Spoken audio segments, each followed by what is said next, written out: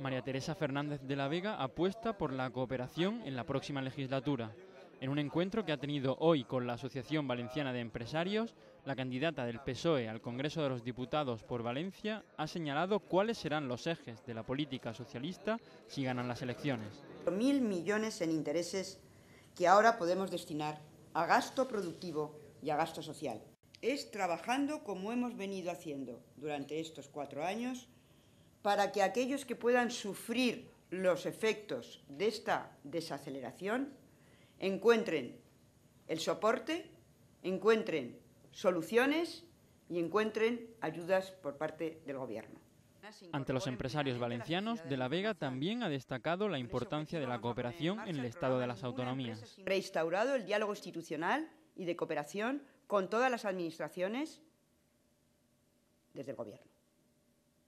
Y también aquí en la Comunidad Valenciana. Pero para cooperar, tienen que cooperar 2 o 3, no solo uno, sino todos.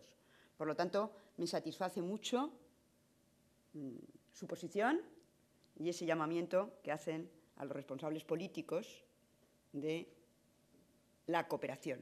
Cooperación entre instituciones y cooperación con la sociedad civil. Esa ha sido nuestra seña de identidad, va a seguir siéndolo de la misma forma que va a seguir siéndolo la cooperación con todos los gobiernos de todas las comunidades si volvemos a revalidar la confianza de los ciudadanos. La candidata socialista ha subrayado el empeño que ha tenido este gobierno en mantener el diálogo social como instrumento de estabilidad para la economía.